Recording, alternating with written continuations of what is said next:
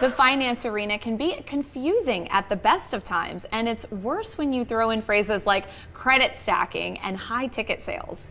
Here to break it down and offer expert advice to the funding space is visionary founder of the Bogue Group, Andrew Imbesi. Andrew.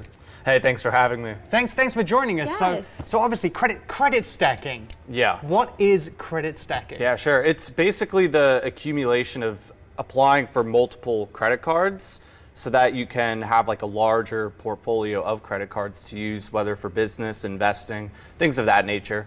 Absolutely. Now, what are some of the biggest mistakes, I would say, in this space? Sure.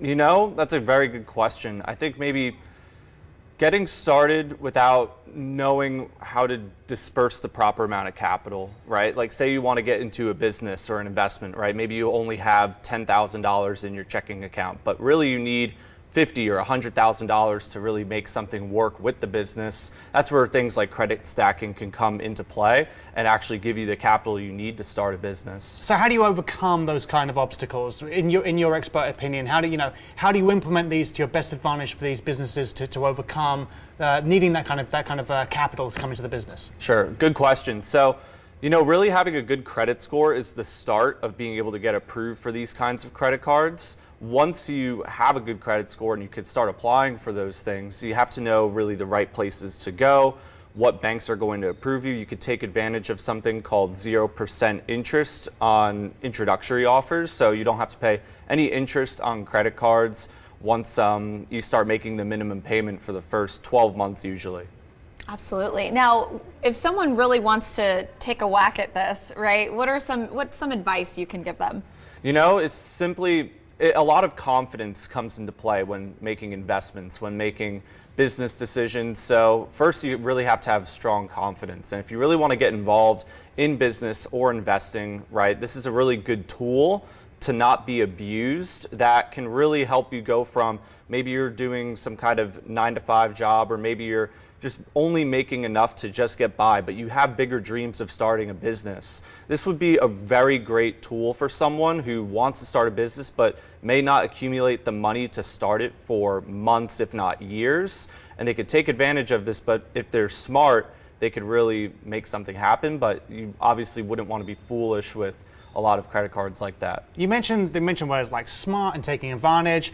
People need qualities like in any industry. You need to have certain tools, you need to have certain characteristics in order to succeed. So entrepreneurship and in the digital marketplace, what are the qualities you think as someone who's succeeded in this area that people need to succeed, to become one of the leaders like yourself? Yeah, it's a very great question, honestly. And I think through coming across the path of thousands of different entrepreneurs online, probably the number one thing that I see is that it's not talent that ultimately takes someone so far. It's really the hard work, because for me, for example, when I started out, I didn't really have any knowledge. I wasn't very talented.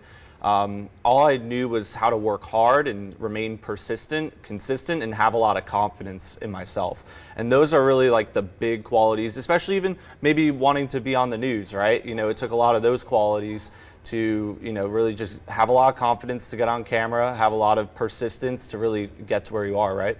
Yeah. Absolutely. Well, before we go, talk to us a little bit about yourself, how you got into this space. It's funny because just about the stories I've been mentioning, 3 years ago I was doing DoorDash, and I was maybe making $2,000-$3,000 a month, and there were some programs I wanted to take advantage of online, but I maybe had $2,000 in my bank account. And some of these courses or programs or mentorships, because a business mentor is super important for anyone who's looking to get into business. Having a mentor is very important, and I wanted to invest into some mentors, but I didn't have the money to invest into mentors. So someone had kind of got me credit cards without me really knowing. Like, I was applying for them. They were saying I was going to invest into marketing, but then I wound up investing into the mentorship. But if it weren't for that experience, I wouldn't have been able to get to where I am sitting here today, to be able to build businesses, because it would have taken me forever to save up all that cash to really get started with maybe Google ads, things of that nature, where it takes